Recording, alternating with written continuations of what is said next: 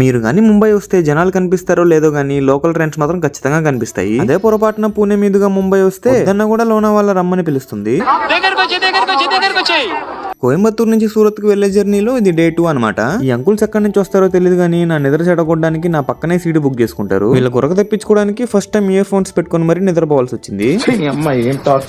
అలా బయటకు వచ్చి చూస్తే దూరంగా వాటర్ ఫాల్స్ చూసి నిజంగా మైండ్ పోయింది. మీరు ఎప్పుడైనా పూణే మీదుగా ముంబైకి ట్రావెల్ చేస్తుంటే కూడా రైనీ సీజన్ లో లోనావాలా వ్యూ చూడడం మాత్రం మిస్ అవ్వకండి. నాకైతే వేరే ఫారెన్ కంట్రీలో ఉన్న ఫీలింగ్ అయితే వచ్చింది మా. ఇక 1 అవర్ లేట్ గా ముంబై LTT స్టేషన్ లో దిగేశాను. అదే స్టేషన్ లో ARCTC లో వెజ్ మీల్స్ తినేసి ఆటో పట్టుకొని నెక్స్ట్ ట్రైన్ కోసం బాండ్రా టెర్మినస్ కి అయితే వెళ్ళిపోయి ట్రైన్ స్టార్ట్ అయిన 2 నిమిషాలకి అసలు ఎక్కడి నుంచి వస్తున్నాయి ఎక్కడికి వెళ్తున్నాయని కూడా అర్థం కాకుండా తిరుగుతూనే ఉంటాయి మా ముంబై లోకల్ ట్రైన్స్ అయితే. నిజంగా ఆ ట్రైన్ లో జర్నీ చేసే అవకాశం మాత్రం మన వాళ్ళకి ఎవరికి రాకూడదనే కోరుకుంటాం. రాత్రి 9 గంటలకి మా ఊర్లో దిగాక నా 2 డేస్ ట్రైన్ జర్నీ అయితే కంప్లీట్ అయిపోయింది. నెక్స్ట్ ట్రైన్ జర్నీతో మళ్ళీ కలుద్దాం, కానీ ఆ లోపు సబ్స్క్రైబ్ ఫాలో నా కొట్టి పెట్టుకోండి. నెక్స్ట్ వీడియోలో కలుద్దాం. ఉంటాం మళ్ళా. బాయ్.